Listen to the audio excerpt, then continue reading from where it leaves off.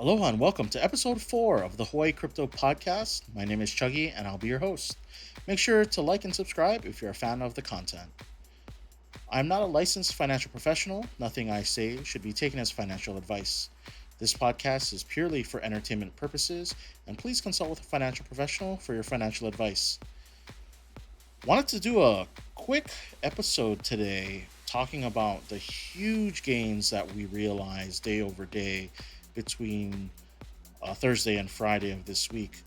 We saw Dogecoin intraday high yesterday of 59.6 when Kaimana was recording with me, and today we saw it hit 73.6, which is nearly a 24% gain day over day, which is a huge move ahead of the SNL Elon Musk episode that's coming up on Saturday night.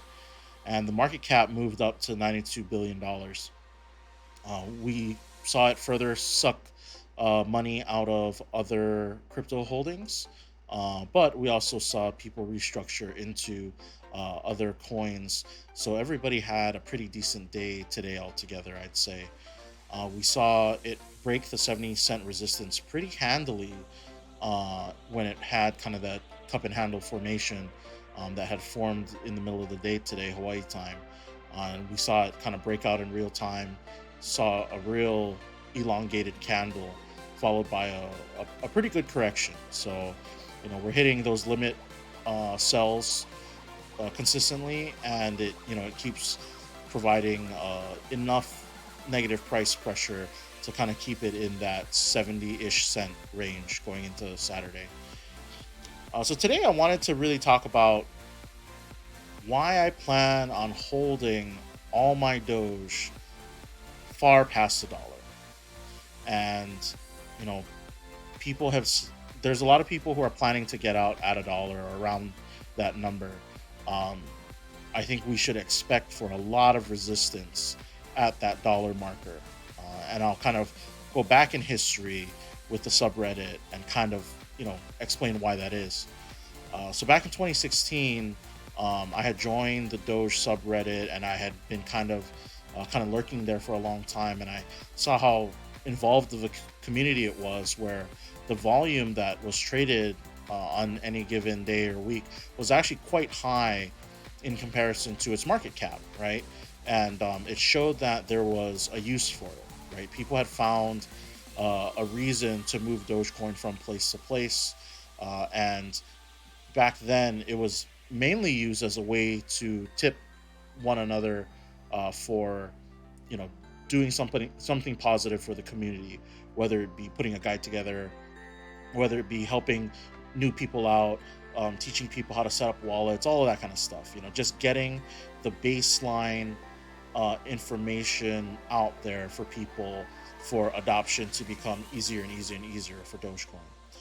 And back then the goal was, and this was like the the the end goal was, wow, what if one day Dogecoin was a dollar? And it was a joke, right? It was a joke as much as like Dogecoin becoming worth anything substantial. And so even if you look at a lot of the posts from way back then, like you'll see that a lot of people are saying, like Dogecoin to a dollar, and it was 3/10 of a cent and 2/10 of a cent, and it seemed nearly impossible back then. And so I decided I wanted to have a million of something in my life, and this was it.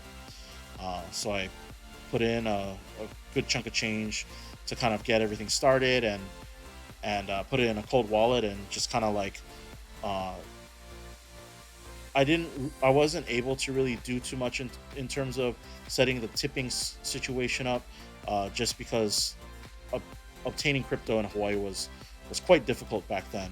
So storing it in a cold wallet was kind of the safest way for me. So I created a paper wallet, and it kind of sits stored away in a safe place. So back then my thoughts were, this will just be something that will retain a certain level of usefulness over time, and even if the price stays the same or goes to nothing or whatever, like that was fine with me. Then when it went to like 4 to 6 cents, you know, I had the opportunity to reassess, like, wow, this is a pretty substantial move, especially percentage wise, from, you know, 3.5 tenths of a cent that I bought it at. And the question is like, well, like, what's my end game here? Like, do I take profits? Like, what happens? And the community was just so fired up around it. And there was so much momentum and so much buzz, but it was still pretty, um, it wasn't well known, right? It's not in the news every day like it is today. And, I thought to myself, well, there's a lot of upside to be realized here at very little risk at this point, right? Like, I think every time we hit a milestone and kind of see the stability that comes with it thereafter, we're not seeing like 50-60% corrections. We're seeing like 15 or 10% corrections in the price. So, that just gives it a lot more stability, or at least the veil of stability long term. And so I thought, all right, we're gonna let it ride. Um, Maybe one day it hits a dollar, but 4 to 6 cents, you're real far from a dollar. Then we have this crazy like move where it's at over 70 cents now, where a dollar pretty much seems inevitable. And I thought to myself, when it hits a dollar, I mean, it's already a life changing amount of money, potentially. But with how the world has taken hold of Dogecoin and kind of like the universal acceptance, no matter where you are, whether you're in India, whether you're in Germany, whether you're in South Korea or Japan, or in Hawaii, like there's this, it's like the beloved people's coin. It really is. And I really think it still has a really bright future, right? I think as more of these large companies continue to accept it as a form of payment, as these nonprofits are accepting it as a way to donate to them, there are so many positives that are coming, that are emerging every single day as adoption rates, by retailers and organizations and, everything, that there's just so much road ahead of Dogecoin still, that I think for me, I'm holding past a dollar, like well past a dollar, like maybe past two, maybe past 250. I think there's going to be a lot of resistance that happens leading up to a dollar, right? Even if Robinhood were to crash again, there are so many people whose goalpost is a dollar that we're just going to see so many people saying, like, this was a fun ride, but this is also a life changing amount of money, and then they'll take profits. Whether or not they choose to move a fraction of their holdings, which would probably be smart, so they don't get massacred by taxes, it's kind of up to them. But I think we're gonna be bouncing around that 90 to a dollar range for a good amount of time, and it's going to be a period of high volatility, where I think a lot of opportunity will come out of it, right? Like, if you see the price still having positive price pressure upward toward a dollar, and it dips down to like 85 cents, there's some opportunity for you to buy in there and make 10 cents on every Doge if you wanted to like do short-term trades or whatever. But um, as someone who's been super long from the beginning, like, it's a no-brainer for me to just hold.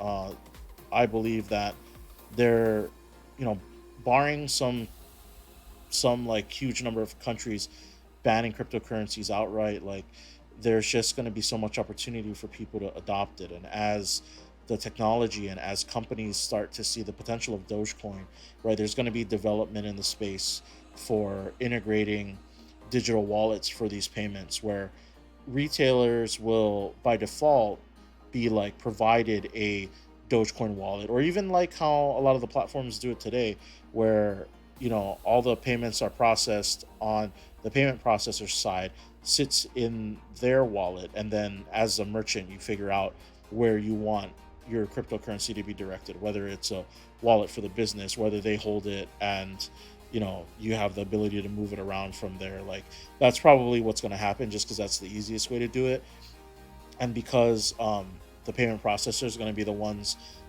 doing the or making sure the verifications are going through. It just makes sense, right, for them to receive it on their end and then redistribute it out, whenever the merchant wants it to be redistributed.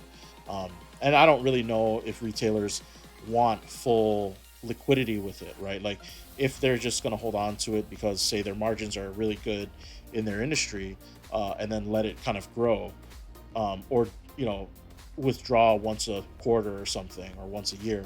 Like there's all those opportunities as well. So I think you know we will see uh, we'll see a lot of places kind of adopting it very quickly. Right at the beginning of last month, we saw, like, you know businesses here and there. You saw a lot of car dealerships. You saw a lot of small, businesses where the owner is a big crypto enthusiast, like starting to accept it. But then now you have big brands like KFC Canada and Major League Baseball teams and NBA teams really like jumping on the bandwagon.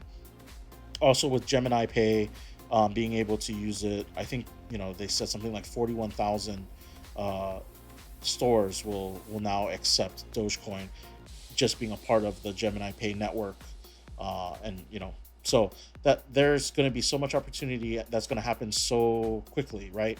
And I think as a retailer, you have the opportunity, or as a business, you have the opportunity to say, like, it's still not a huge number of businesses every day saying that they accept it. So you can still get a lot of good positive PR out of that move.